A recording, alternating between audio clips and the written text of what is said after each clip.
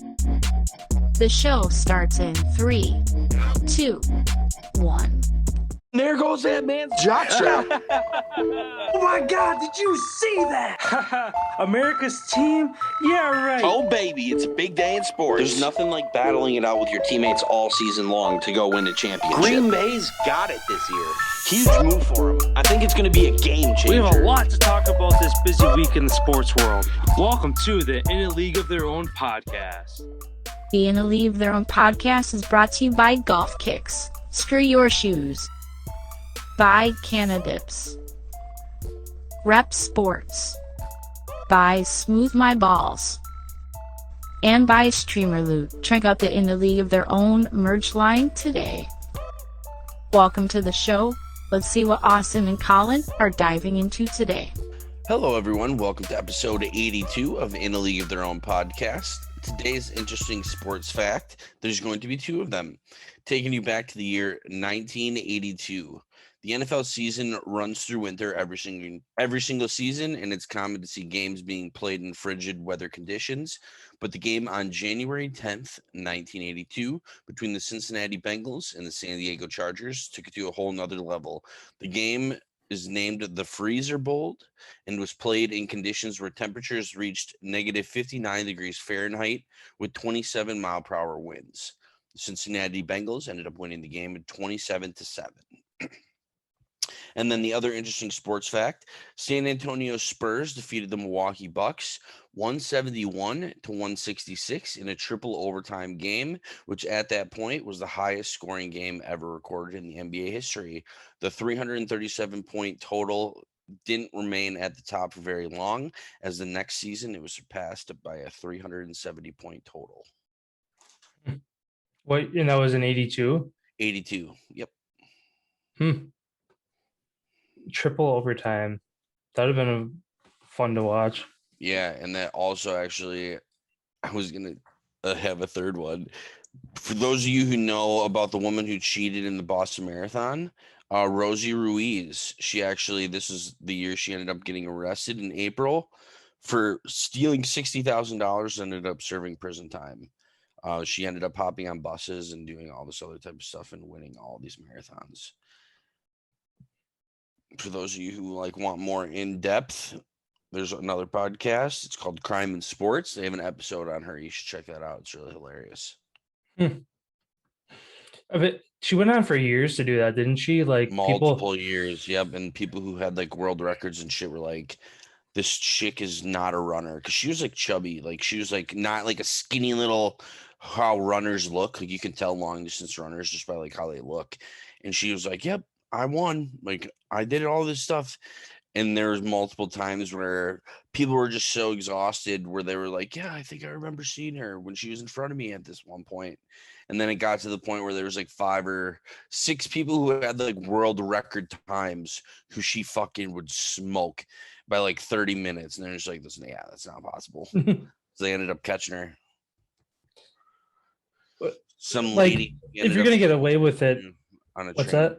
Some lady, she ended up hopping onto a train saying that she was sick, and some lady actually remembered her from months down the road after the fact that she was all dressed up like a runner. She ended up throwing a jacket on, hopping on the subway, took a shortcut all the way down, went into this porta potty thing, sat there for a couple minutes, had it all timed out, and ended up coming out and leaving her jacket and shit in the porta potty, coming out as she's the lead runner, just putting water on herself, just making it look like she's actually running. And it was, she ended up getting busted by this girl who ended up remembering that she was standing next to her on the train, acting like she was all sick and stuff when she wasn't. That was really interesting. If you're gonna do that, at least make it close. You know what I mean? To where somebody's like, all right, this chick doesn't look like a runner. She beat the world record by 20, 30 minutes, whatever it was. Where it's at least make it a minute or two or 30 seconds or something to where it's less suspicious. But somebody's like, all right, this record should not be should not be broken, period, no matter how good of a runner you are. And this chick eating Doritos, running a marathon, somehow beats it by 30 minutes. But yeah, because they estimate that even some of the bigger marathons and stuff, usually that there's between 5 to 15 people that end up weaseling their way in that didn't even start the race, who like aren't supposed to be running, but they want to try to fucking like look like they did something. So like what on a corner, their like times don't count or anything. They're just like, okay, you just did all of this or nothing. like on a corner, they just like hop the wall Hop in in. and just start running with everybody. Mm-hmm. That's hilarious. Mm-hmm. Yeah, because like she was the person that basically changed how all these marathons work now. Because like there's people that like are with the people that are running now. There's people in front. There's like so many people at all these checkpoints. Where back in the day, they just used to have 1 or 2 checkpoints where they'd have a person standing there with their water cups or whatever, and they'd have to totally remember without writing anything down. Like, yeah, I remember her. She was in first. Yeah. But yeah, it's came a long way now, especially with like cameras and stuff. It's all drone footage. And Oh yeah. no way you could do that anymore. But that's hilarious. Yeah. Well, then jumping right into the NFL here, then the quarterback competitions continue as another one is named. New Orleans quarterback Jameis Winston is going to be the Week 1 starter. This is kind of to be expected. I know.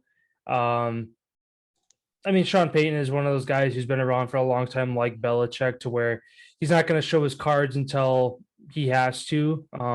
From looking at the preseason games, looking at training camp, and just hearing of the inside reporters within the Saints organization, they've all expected Winston to be the Week 1 starter from the get-go. So, but yeah, Peyton just waited till this time to kind of obviously sort things out and wait as long as possible.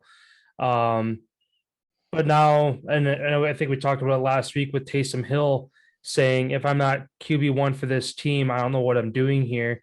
Yeah, because supposedly he dropped 20 pounds in the offseason by transforming his body to be more of a quarterback.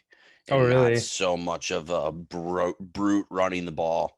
Yeah, he dropped 20 pounds. So what do you think is next for him then? I don't know. That's the big question. Everybody doesn't really know. It's kind of in his hands right now because this voidable contract, how it ends up working out is it was like he's paid like $1 million against like the salary, and then it's like 20 something million dollars of a signing bonus, and then it's like another it's like 40 something million dollars is what he ends up making. So I don't know. It's going to be up to him, I guess, whether he wants to stick in New Orleans and kind of go back to that do it all, that utility role, or I don't know. He rides the pine and says, I want to be quarterback. I strictly want to be quarterback. Just rides the pine until there's going to be an opening position at some point during the season for a quarterback job. So I don't know. Maybe he makes a jump to a different team. I don't know. Would you give up all that playing time and whatnot to try to go be a quarterback when you're pretty much used everywhere? Yeah, it's a tough spot, especially because he's older. He's in his mid 30s or low 30s at this point. So I mean, obviously, the older he gets, the less value he's going to get year after year after year. But again, he is one of those Swiss Army knife kind of guys to where you can use him as a quarterback, you can use him as a tight end. They use him on freaking special teams. He'll run down and get the tackle on a punt. Like he's just one of those guys that is nice to have on your team. But at the same time, like I'm sure he embraced that role for the first 3 to 5 years of his career. And now he's at that point where he knows what he wants, he knows his worth, and it's just not lining up with the team that he's on right now. So like you said, it's going to be a given at some point, whether a team falls apart or a quarterback goes down with a season-ending injury. Maybe that'll allow him to move elsewhere within the league. But for now, I mean, I don't know. I mean, I'm sure he's just going to stick on the Saints and make his millions sitting on the bench. Yeah, I mean, it's going to be really interesting because a lot of people were suggesting that Sean Payton wanted Taysom Hill kind of to be the guy, but it was unfair for them to having Jameis Winston, who finally went and got his eyes fixed with the talent that he has of being like a quarterback, to not give him like a second chance sort of thing. So I don't know. It's going to be really interesting to see. This could be one of those scenarios as well, kind of like a vet and a rookie quarterback situation where Jameis stinks. Could be Taysom Hill's job for the rest of the season. You know what I mean? And then all of a sudden, Jameis Winston's like, okay, fuck, now I got to get out of here. Type Yeah. of deal. You never really know how it's going to go at all. And especially playing the Packers week 1. It's going to be tough for the Saints to get a dub. Yeah. And it could very well turn into a very similar situation in San Francisco to where Winston is that QB1 guy. The team knows that he's QB1. And the Saints, just like the 49ers, probably have plays in their playbook designed for Trey Lance, designed for Taysom Hill to come in certain situations, whether it's a wildcat or he comes in a tight end spot, whatever that might be. So it all depends. I guess it really comes down to Taysom Hill, how he wants to approach it. Obviously, the Saints are going to use him and utilize him in all different aspects of the game. But again, if he dropped 20 pounds, if he in the offseason was eminent about being the QB1 for that Saints team and now he's not, that's a big hit to your confidence and kind of where you move from that point on. So it'll definitely be interesting. Again, like you said, too, starting off week 1 against the Packers and then obviously being in that NFC South thread, they have to play the Bucks twice, the Panthers who are looking to revamp and get better, the Falcons who are looking to be better this year. It can be tough for them to get wins in that division, so they could struggle and Taysom Hill could see the field again. Yeah, I guess we won't find out until the season, the season happens and some people's decisions are put on the line. What else you got in the NFL? Retired NFL quarterback Phillip Rivers leads his high school team in his coaching debut to a 49-0 victory. Just hearing him talk about being a high school football coach, this guy loves football so much, and he's just got to be the most. It's got to be the most awesome. Like he's got to be the best coach ever. Yeah. So I don't know. Look at him to have a long season. Obviously, NFL is going to be following him on how he does, and I don't know. For being a senior, and then all of a sudden Phillip Rivers steps in and he's leading your team to a state championship. I feel like they're gonna do it. So that's pretty awesome that he's in that position to impact a lot of young kids' lives. Yeah, and it was cool to see. I don't know if it was ESPN or just like a local news channel that was interviewing him after the game, and he was talking about how, like some of the moments coaching and his time in high school are some of the top 10 moments that he recalls from his football career. He's like, the college games, yeah, those are fun, and the 200 some games he played in the NFL. But he's like, at this point in their lives, a handful of the kids, he's like, some of them are going to go on to play college ball. Most of them, this is it for them. So he's like, I just want to hit it home to these guys to embrace these moments and not take them for granted. So obviously a guy who's been there, done that, gone from the high school to the collegiate to the NFL level, and now back to where it all started. It kind of gives you that much more of an appreciation to look into these kids' eyes and be like, I was them once, to try to take that knowledge you have over years of playing at the highest level to try to make these kids try to strive for that same thing.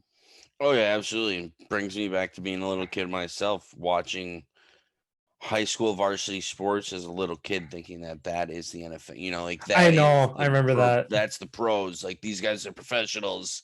Like looking up to the idolizing high school kids, being a little kid is just like, it's so surreal how it all comes full circle around. And like you said, for the majority of people who play high school sports, that's the last time they're ever going to play sports. So for them to make the most of it, I feel like is the most important. And that's awesome that he's going to help drive that home for a lot of these kids who get to play the game of football and are coached by Phillip Rivers.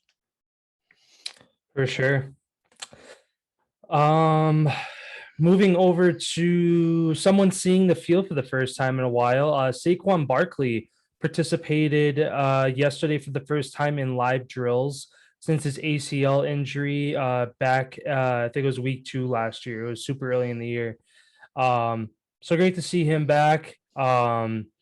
I know kind of seeing, I guess, analysts of the game, reporters, memes and stuff made about it of if Saquon can't bounce back, would he be one of the biggest draft busts of all time if he can't deliver this year and try to do something with his career at this point? No, I don't think so. Because there's some guys who are picked number 1 who completely, because he wasn't drafted number 1. No, he was top 5.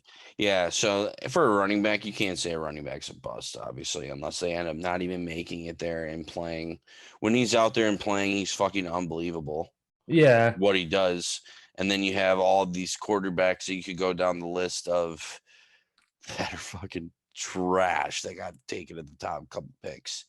So I wouldn't consider him a bust. It would just be a very unfortunate way, for his career to go if he never ends up making it back to where he was so dominant at the very beginning of his career coming into the NFL. So I just feel like that'd just be unfortunate. It's kind of sad in that situation for him, especially since he's never had anything bad spoken about the guy. He seems like he's a fucking amazing person, very nice guy, and he loves football. So I don't know. It's kind of, it'd be unfortunate if he doesn't get back to that beginning level, but sometimes injuries have their way of, making life work out. Yeah. I guess kind of sticking with injuries, I guess under that umbrella, Seahawks tight end Luke Wilson announces his retirement after citing a heart issue that he's been dealing with. The Seahawks just picked him up either last week or the week prior to add him to the roster, and now going through just protocols leading up to the season, physicals, testing, conditioning, all that kind of stuff.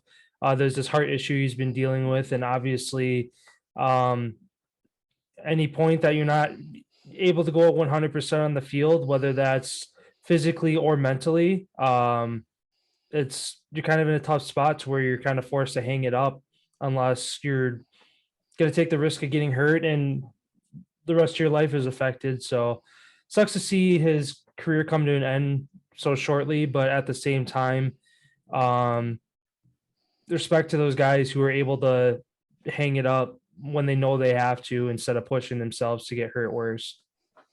Yeah, it was just under 24 hours actually after he signed his contract that they ended up releasing him. Oh, really? Yeah. And there, I just was looking to see if any of that cap counts against, but I don't think it does because it's not. The season hasn't officially started. He's not. He technically isn't on the once it's the final roster, then that's when all your cap hits. To where anybody you release before that, that's not against your cap anymore. So you got a signing bonus and then he pieced. Good for him. Yeah. Hopefully he's healthy and is able to live a full life. Yeah. What else do you got? Sticking with the Seahawks, I guess. Safety Quandre Diggs is still not practicing while seeking a new deal. He came out through his agent and saying the Seahawks can't deny me what I deserve. It's going to be interesting to see what happens. Obviously, the season's getting really close. He's one of their top players on defense. They're going to need, him and that lineman that they still have to make a deal with. Oh, Dwayne Brown. Seems like they have quite the issue still to deal with when you're only a week and a half away from the season getting started. So is this going to be a holdout situation where it goes to the regular season? Yeah. It's kind of cool. I'm sure for these organizations, it's very frustrating, but as a fan of the game, it's cool to see how it's gone from you hear of like one, maybe two guys every couple of years or so, like kind of do this kind of stuff to where this year there's been dozens of guys. I want a better contract. I want better conditions with my team. I want to be more valued as a player, to where these teams, these front offices are getting backed into a corner and having to give these players what they want, which is awesome to see that just keeps snowballing. And every other day, another name gets added to the list of this guy holding out, this guy wants a better contract. So again, That's how it works. Again, as that organization, I'm sure it's frustrating to have one of your star players be at that mindset, but at the same time, good for these guys to try to go secure their bag and show these teams what they're worth.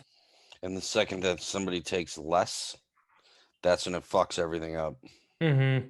Because you got to keep taking more. Because the second that you say, oh, okay, I'm fine with taking less, then that's when it's going to set it all backward for whatever position. And like you said, I feel like, especially now with the whole COVID season, how the NFL is that was a big hit for the NFL. So while they're hurt, this is the time to jump in and get what you want while they're kind of broken down. So I feel like that's pretty awesome. And then this whole COVID-19 thing is kind of getting ridiculous here. 2 players were fined on the Buffalo Bills. I believe it was Cole Beasley and Gabriel Davis, I think was his name, or Isaiah. It was Isaiah McKenzie, excuse me.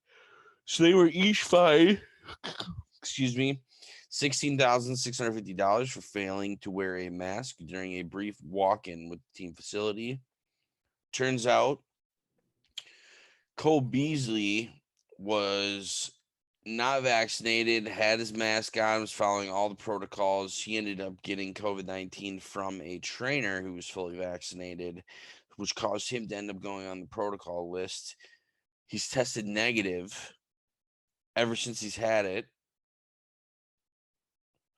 So he was only in contact with the guy that tested positive, but he still tested negative, and he still had to go on the list. And now he finally got activated back today. And it's just like this whole COVID thing is just so confusing on how it works, because for those of you who obviously watch our show, we make reference to the Pat McAfee show quite a bit as we both follow along with that.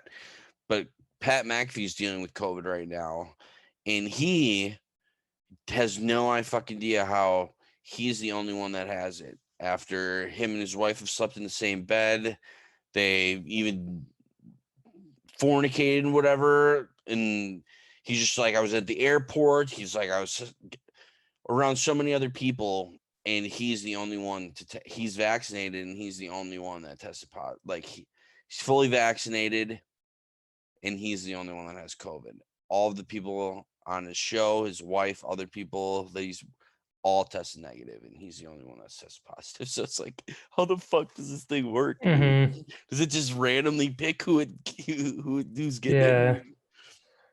I mean, you can spread it by air contact. So it's like, if that was true, his wife definitely would have had it. Mm-hmm. For sleeping in the same bed and all that stuff too. You know what I mean? Like, but nope, no symptoms, nothing.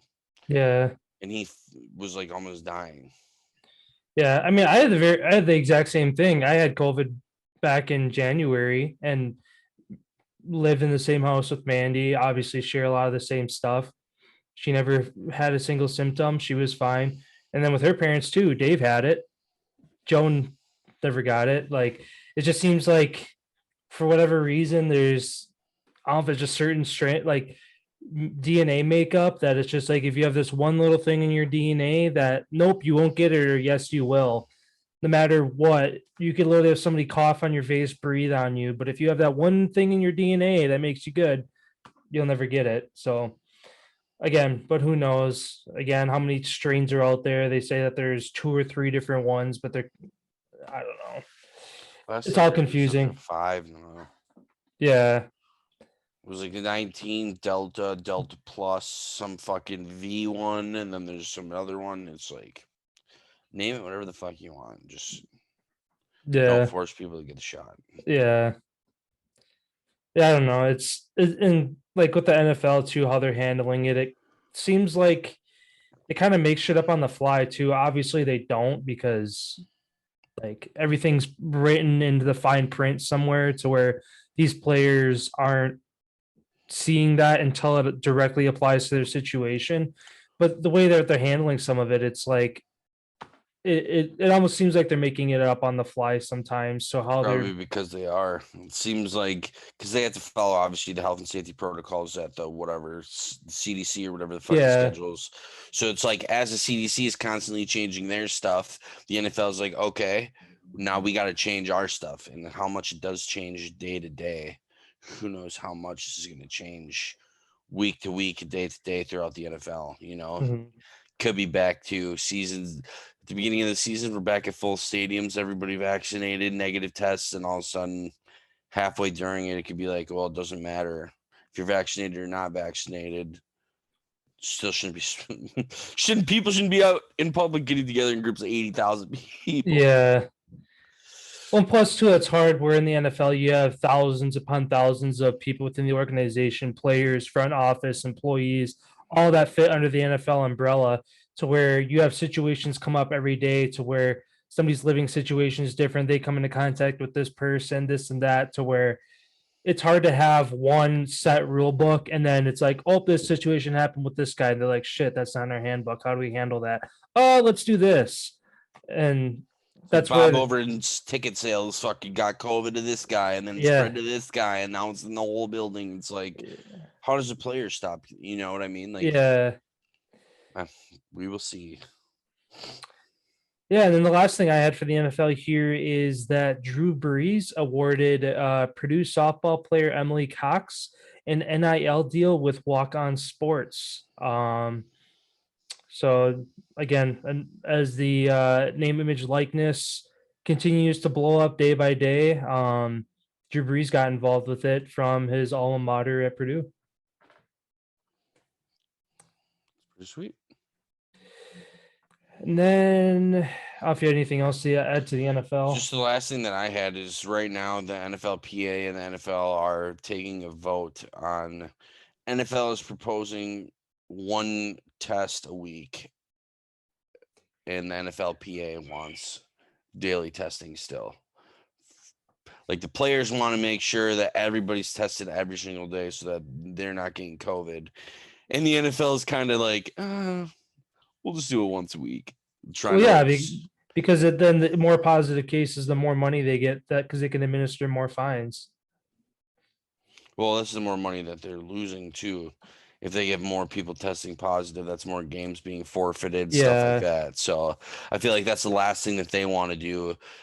Being so strict with all this policy, now they're still last secondly trying to pull off as hard as they can to like make it, all right, we don't really want to, but you're forcing us, kind of. Yeah.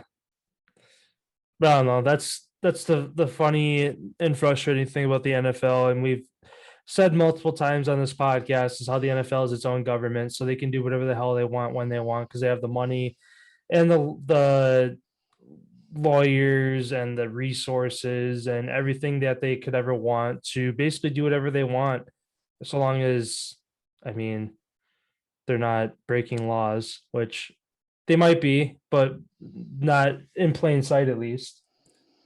They probably know every single loophole. Yeah. Because it's like the Titans right now.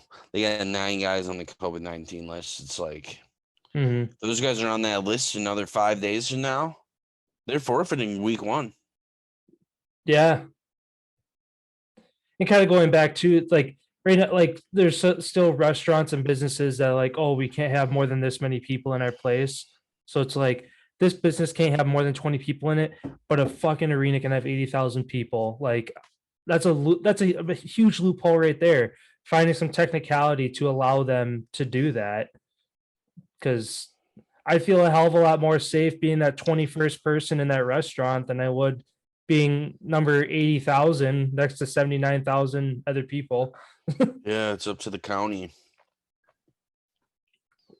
Oh yeah, because it's all that's a big mess too. Kind of what happened last year with Santa Clara County, how 49ers had to go play in Arizona and Dallas for games. Like if the county is that concerned, that's what they can do. They can stronghold the NFL. That's where the NFL doesn't beat any other.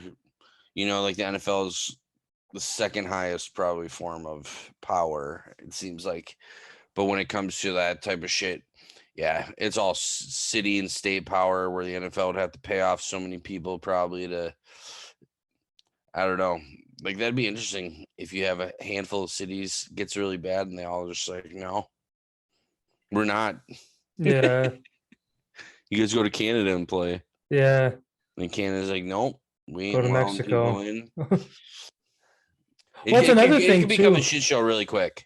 That's another thing. The other thing too, how they're bringing back international games this year. How they're having like 2 or 3 London games that are going to happen this year. It's like to bring 2 full team staffs along with however many people are going to be traveling from the US to that game or from Europe because hey, we have an NFL game in uh London versus having to fly all the way to the US, to where it's almost like a mini Super Bowl, to where at the Super Bowl you have people from all over the country and all over the world to come to one area.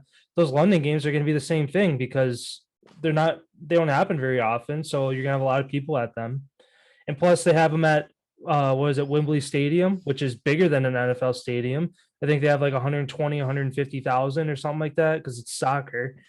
So, which I don't know how many people they're going to allow in there, but a packed house, it's bigger. It's almost double most NFL stadiums if they're going to fill that up. Yeah, like I said, this could turn into a shit show really quick. Yeah, that's for sure. Yeah, so then moving over here to the NBA, again, not a whole lot going on. The only thing I have to mention, kind of a feel, or adding on to our Feel Good Friday, I guess, kind of a side story is Steph Curry and his wife Ayesha are collaborating with Davidson University, Curry's alma mater, to start a scholarship initiative to help women's athletes at the university. So, again, great to see. Curry has 2 girls and he has a boy now, but for a while he had 2 girls and he just kind of, I know in the Bay Area they do a lot of stuff too for empowering young women and all that good stuff. So, and again, Davidson University, one of those smaller D1 schools that don't really get a lot of attention. Obviously, anytime you mention Steph Curry in the same sentence as that university, they're only making more money to bring more attention to their school. So that's awesome to see. Yeah, and then only thing that I have today in the NBA is the Cleveland Cavaliers get Lauri Markkanen from the Chicago Bulls in a sign and trade as part of a 3-way deal with the Portland Trailblazers. Yeah, I mean, Cavaliers, it kind of makes them a little bit better. The Bulls obviously are getting rid of their dead weight since they brought in Lonzo Ball and who was the other guy that went Caruso. Yep. So I don't know. It's going to be interesting to see how that all shakes out with all 3 teams kind of winning. You know, it's a win-win-win for all 3 teams in this deal. So isn't DeRozan there too? Oh yeah, he's in Chicago as well. I was gonna say when you said that, I was like, Caruso's the first guy that came to mind, but I'm like, I'm pretty sure there's a guy better than the Caruso who they got. So yeah. Yeah, that's about it. That's all I got.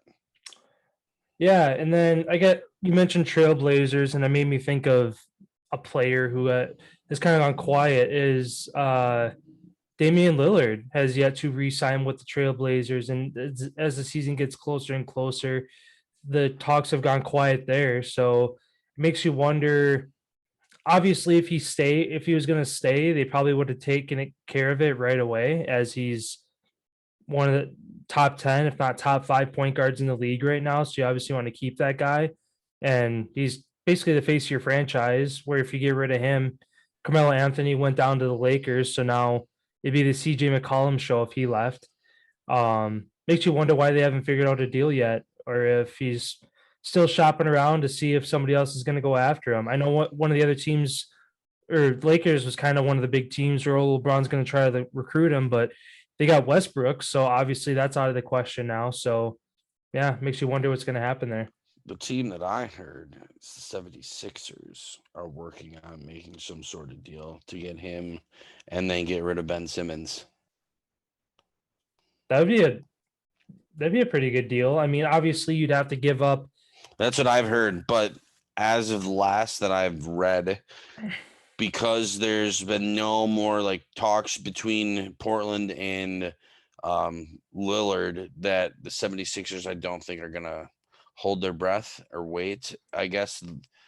So I think that, because I believe that they said that Ben Simmons is gonna be on their roster for the start of the season, I think is what somebody in their organization stated this morning, as the talks kind of gotten silent now between Dame and the Trailblazers. And plus who did the 76ers pick up? They just picked up a guard, which was kind of like Ben Simmons is definitely not playing anymore.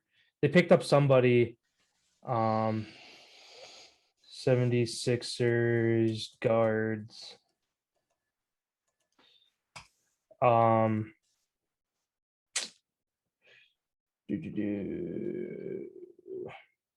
Danny Green?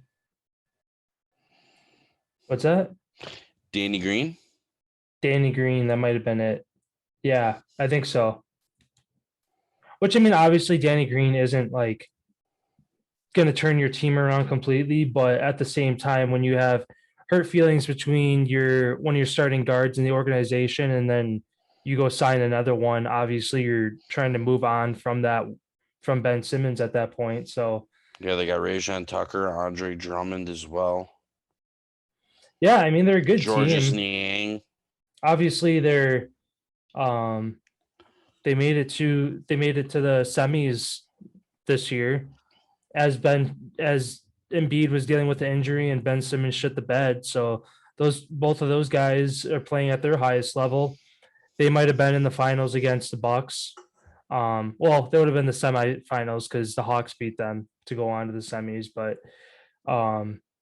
yeah, I don't know. It'd be interesting to see, I guess, what this team is going to do with Ben Simmons, because that's another conversation that's gone quiet. Is they're trying to shop around, and there are these ridiculous trade offers where Philadelphia was going to send Simmons to Golden State, and they wanted their last 2 first-round picks and like a second rounder or something. And obviously the Warriors said no very quickly to that because the value of that trade was very skewed. But and I know there's all the jokes about Ben Simmons is going to go play for the Shanghai Sharks, but also at the same time, 76ers owe this guy a shit ton of money. So if he doesn't want to play basketball that bad, or at least doesn't want to start per se, he's still going to make over $100 million, whatever it was that they owe him. Yeah. Yeah, in the NBA season, preseason. I got one more thing I could throw out actually about the NBA. Okay. J.R. Smith. For those, we touched on him being a student athlete back into college life now.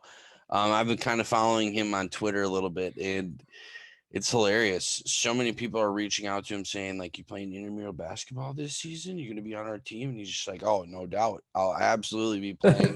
All this stuff. And then people are like asking him questions like, how do you afford your meal plan? Stuff like that. And he's just like, my American Express card. Like all this other types, like just being like so funny and open.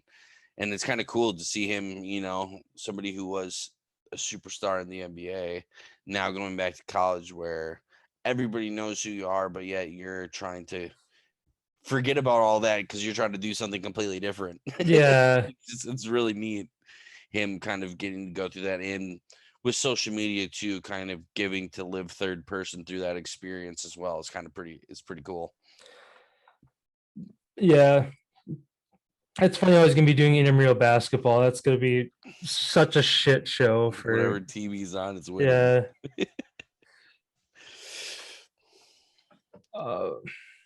Yeah. That's all I had. Yeah, NBA season, preseason basketball, 3-4 weeks away here. So again, kind of a lull in the season until we get to that point. All the big trades have happened, all that stuff. So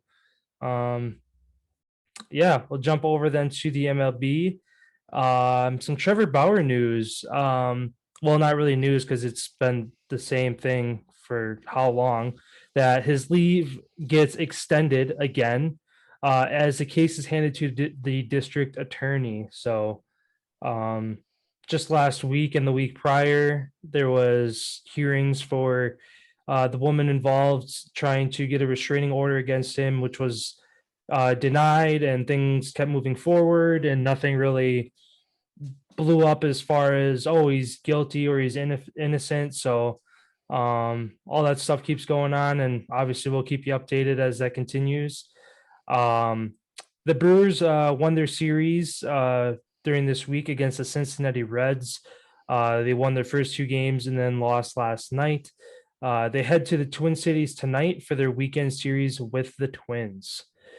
The Dodgers swept the Padres, allowing only a 0.09 batting average through the 3-game series, which is unbelievable that they held them to less than a 0.1 batting average. On Wednesday night, I actually stayed up to watch it until 3 in the morning. The game went 16 innings. Dodgers ended up winning that 5-3. That was a really fun game to watch. And at one point, technically, the Dodgers mound through a no-hitter because they, over a 9, I think it was a 9 1/3 inning period, they didn't allow the Padres to get a hit. So technically, the Dodgers threw a no-hitter in extra innings at one point. Yeah, still the Dodgers, kind of to be expected, doing what they're doing at the top of that division. The Yankees also doing what the Yankees do on a 12 win streak for the first time since 1960. So it's been a while since they've been on this long of a streak, but nonetheless, they are crawling their way to the top of that AL leaderboard, as it seems like kind of all the other teams are struggling a bit. I know the A's and the Astros are still right there playing good baseball, but the Mets seem to be slipping a bit, the Braves as well. And the Yankees are just kind of running away with it. So we'll see how that plays out. And then lastly, the Baltimore Orioles finally snap their 19-game losing streak with back-to-back wins against the Angels and get their first series win in a month. So obviously good to see them snap that before, because they were only 2 away from tying the MLB history worst of 21. So good to see them snap that, and on top of it, get back-to-back wins to win the series. Did you mention Chris Sale? Oh no, I didn't. His immaculate inning. I'll do that quick. Boston Red Sox ace Chris Sale joins only Sandy Koufax as the only pitchers on record with 3 immaculate innings. And an immaculate inning is 9 pitches for 3 strikeouts. Yeah, that's the first time.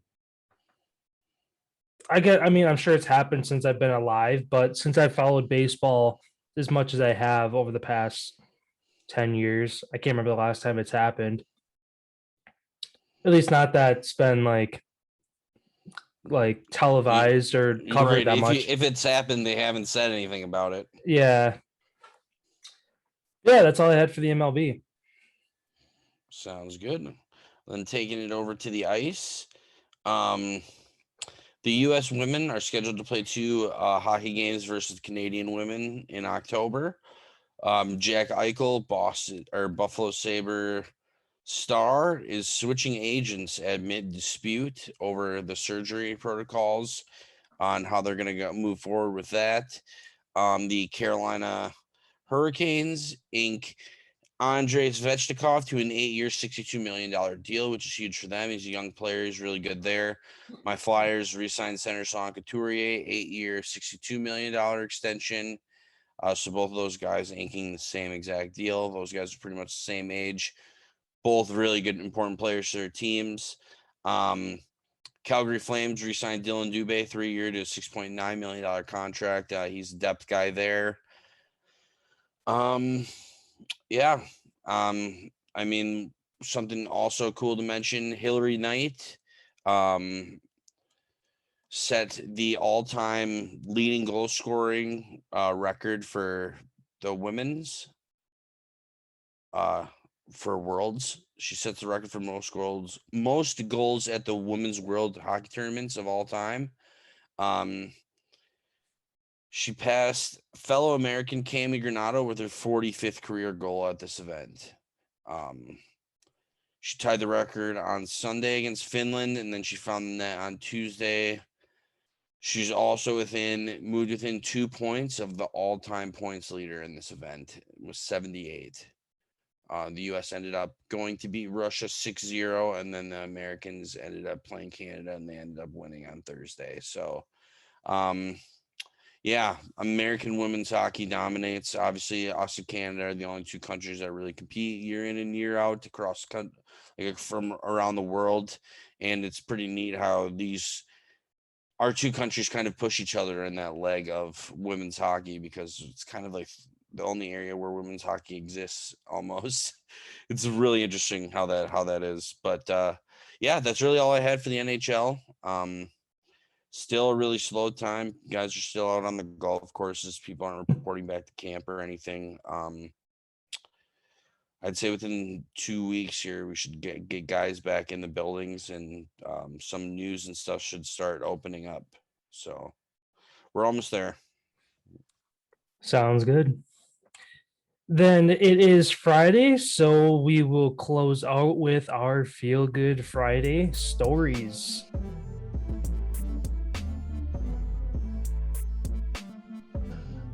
Kick things over to you. What do you have this week?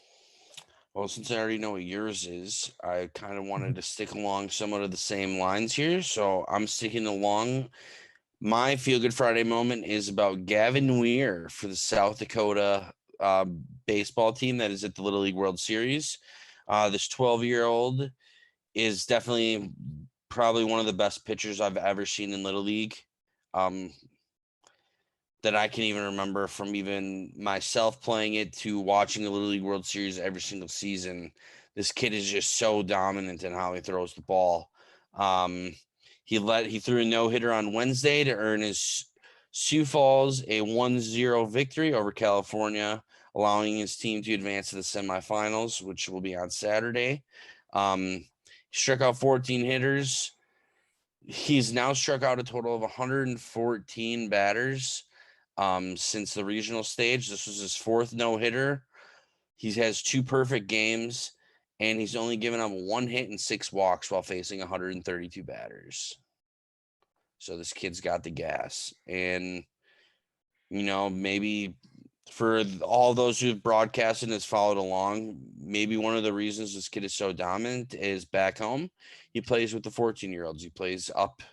And that's how you get better, is by playing with the older kids. They're going to be better than you are. So it forces you to have to play better and try a little bit harder. So clearly that's working out, and whatever they're doing down there in South Dakota for Little League, keep doing what you're doing, because they look pretty good. It's them or Hawaii, I feel like it's going to be. Yeah, it's awesome watching them pitches. Just obviously all those kids, it's very impressive to see, like, at that age, the composure that they have in clutch situations to get the strikeout that they need or get on base, whatever it is, and they're half our age, less than half our age. So yeah, it's awesome to see. And then for my story this week, sticking also with the Little League World Series, we have Miss Ella Bruning. She's been making history all week at the Little League World Series. Ella is just the 20th girl to play in the tournament. She's also the first girl since 2001 to play catcher. In Ella's first game against Washington, the team won 6-0 as she recorded 2 hits and a run scored, becoming just the 3rd girl in history to record a multi-hit game. Texas did make a good run in this year's tournament, but unfortunately they were eliminated last night in the 4th round to Michigan. So What was the final of that one? I think it was like 15-6. They lost to Michigan. Oh, they ended up coming back then a little bit, because Michigan put up 11 runs in 1 inning. It was 11-0. Oh, really? Yeah, and the kid who was pitching for Texas, I felt so bad for him, dude, because he was throwing strikes, And there's nothing you can do when you throw a strike and the team hits the ball. Like, there's nothing you can do when the batter hits the ball. You know what I mean? And they just happened to hit the ball into every spot that the team was in. It was like, I felt bad because it's just like I put myself to being a little kid back to that position where you're playing for a championship and then all of a sudden your team's just getting fucking shit stomped. And it's just like kids are crying, you know, they got the tears in their eyes. They're all angry and upset. And it's just like, man, I totally know. But they calmed down. They ended up scoring 5 runs, and then Michigan ended up putting them away. That Michigan team, they have a kid on their team that fucking crushes the ball. He's like my height. Oh yeah, wasn't he like 5'9", 5'10", something like that? He's built like me, literally playing Little League.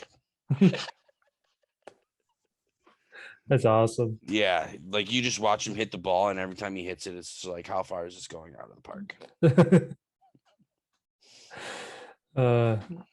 That's the perks of good genes. When you're at that age, it's like there's That's no way when you're big 12. kids fucking dominate. It's like there's no way you're 12. It's like, yes, I am. I'm gonna go hit dingers all day. It's like I remember the teams from California like years ago that won Little League World Series. They'd have pitchers that are like 6'1", 6'2", just throwing gas like 100 miles per hour in Major League, and it's just like, yeah, okay. Mm-hmm. But yeah, that's all I had for today. Yeah. We'll send us home here then. Again, thank you to everyone for tuning in, listening, watching our episodes. Be sure to follow us on all of our social medias, Instagram, TikTok, Twitter. You can find the link to all of those in the description below this video. For our audio episodes, check out Spotify, Google Podcasts, Apple Podcasts, anywhere associated with Anchor. You can find us on there. 5-star ratings are always appreciated as they help us move up the charts in the sports podcast genre. Yeah, again, everybody have a great weekend. Enjoy the Little League World Series. We'll be back on Monday. Yeah, that championship game should be on Sunday, so definitely gonna be watching that. Sounds good. We'll be talking about your Little League World Series champions on Monday then. Have a good weekend, everyone.